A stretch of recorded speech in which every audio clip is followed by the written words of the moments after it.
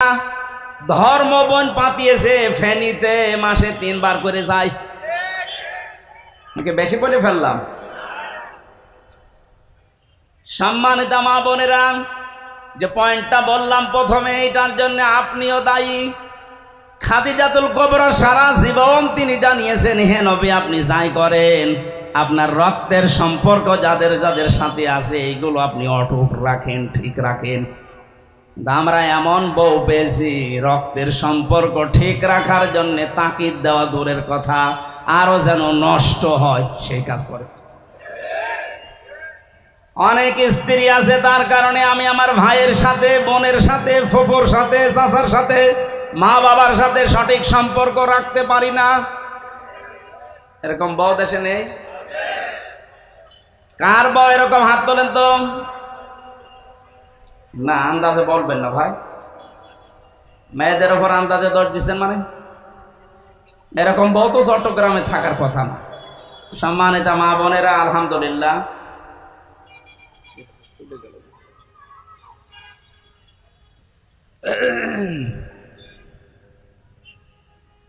দুই নম্বরে হযরতে খাদিজাতুল কুবরা জানিয়েছিলেন, পৃথিবীর মহিলারা যদি চাও যে আমার স্বামী বেশি দিন বেঁচে থাক, আমার স্বামীর ইজ্জত, সম্মান, টাকা পয়সা এগুলো আরো বেড়ে যাক, তাহলে তুমি সব সময় স্বামীকে তাকিদ দেবে যে স্বামী তুমি যাই করো অন্তত রক্তের সম্পর্কগুলো ঠিক রাখো।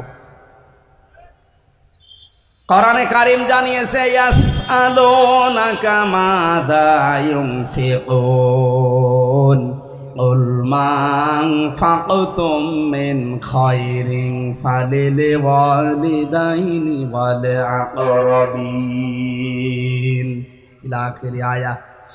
সূরা বাকারার ভেতরে আছে 2 নম্বর পারা 12 নম্বর পৃষ্ঠা 13 নম্বর লাইনের 215 নম্বর আয়াতের প্রথম অংশে আছে। এটা তাফসিরে ইবনে কাসির পাবেন। আল্লাহ পাক বলেন, নবী দুনিয়ার মানুষ যদি আপনাকে বলে যে টাকা পয়সা খরচ করব কোথায়, আমি এতদিন টাকা পয়সা উপায় করি না, এখন উপায় করা শিখেছি, এখন আমি ইনকাম করি, জীবনের প্রথম ইনকামের টাকা আমি কোথায় দিয়ে আসব? কোনো মাজারে, কোনো কবরে, কোনো দরগায়, কোনো পীর সাহেবের দরবারে? আল্লাহ বলেন না, প্রথম পয়সা জীবনে উপায় করলেই খরচ করবা ভালো কাজে। কি কাজে? বলেন বলেন। এই ব্যাখ্যাটা যদি আমরা বাংলাদেশে যত পীর সাহেব আছে তাদের কাছে ছেড়ে দিতাম, তারা তাদের নিজের দরবারের দিকে টেনে ব্যাখ্যা করতো যে ভালো কাজ পাও না, এ দরবারে দিয়ে যাও, এটাই ভালো কাজ। কথা বলেন না কেন? যারা এদেশে ইসলামী আন্দোলন করে তাদেরকে যদি বলতেন যে ভালো কাজ, ওরা বলতো ভালো কাজ খুঁজে পাচ্ছেন না, মিছিল হবে এখন, এখানে দিয়ে যান। কথা বলছেন না কেন? পৃথিবীতে যারা জীবন চিল্লা দিয়ে বেড়াচ্ছে তাদেরকে যদি জিজ্ঞাসা করতেন যে ভালো কাজে খরচ করার কথা, যে ভালো কাজ কোনটা, তারা বলতো ভালো কাজ খুঁজে পান না।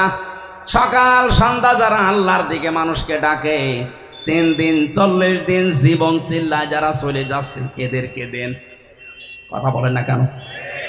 আল্লাহ পাকের জন্য নিজের হাতে ব্যাখ্যা রেখেছেন, কারো হাতে ছেড়ে দেননি। রব্বুল আলামিন বলেন ভালো কাজ কোনটা, এবার শোন, ফালিল ওয়ালিদাইনি ওয়াল আকরাবিন। পৃথিবীতে যত ভালো কাজ আছে 1 নাম্বার ভালো কাজ হচ্ছে মা বাবার জন্য।